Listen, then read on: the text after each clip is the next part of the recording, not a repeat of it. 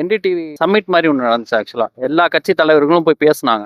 ஆனா விஜய மட்டும் அவங்க போய் அந்த கான்ஃபரன்ஸ்க்கு வராம, அவங்க நேரா போய் வீட்ல போய் பார்த்துருக்காங்க. அத பத்தி என்ன நினைக்கிறீங்க? அதுவும் விஜய் சொன்ன மாரி இல்லாம, அந்த அந்த மீடியாக்காரங்க சொல்றாங்க. இந்த மாரி விஜய் சொன்னாரு அப்டின்ட்டு. அவரு வீட்லயே அரசியல் பண்றாரு.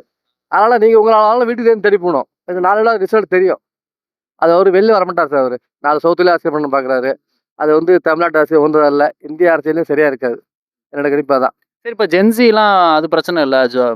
ஜூம் மீட்டிங்ல கூட இது பண்றாங்களே, அந்த மாரி அந்த ஜென்சி தான் 10% அவங்களுக்கு தான். மத்தபடி எங்களோட பார்ட்டிக்கு மேல உள்ளவங்கலாம் ஒண்ணு தேசியம், திராவிட, அண்ணா திமுக, திமுக இப்படிதான் போவாங்க. நாம் தமிழரோட ஓட்டு வாங்குவாங்க. அவர் வந்து வீட்டு வெளியில ஃபீல்டு ஒர்க் வரமாட்டாரு. களத்துக்கே வரமாட்டாரு. அதனால தான் அவரு பின்னாடி சந்திப்பாருன்னு நான் நினைக்கிறேன். ஏன் களத்துக்கு வர மாட்டேங்கிறாங்க நீங்க நினைக்கிறீங்க? அது அவ்வளோ சார் கேட்கணும். அவன் அந்த இயக்கத்துலலாம் கேட்கணும். நானே இப்போ ஃபேஸ்புக்கில் போட்டிருக்கேன், வந்து செய்யுங்க. நீங்கள் புதுசாக வரீங்க, திமுகவையும் பாஜக நீ பாய்ச்சிக்க வேண்டியதில்ல, உங்களை வந்து செய்ய போகிறேன்னு சொல்லுங்கள், ஏன் உங்களை திட்டுறீங்க அப்படின்னு நான் ஜென்யூனாக ஃபேஸ்புக்கில் போட்டிருக்கேன். அவங்க அதெல்லாம் கிடையாது, சும்மா வந்தோம் போன பண்ணிட்டு ஏதோ ஒரு பின்னாடி இருக்காங்க சார். அவங்க பின்னாடி யாருன்னு தெரியல இருக்காங்க.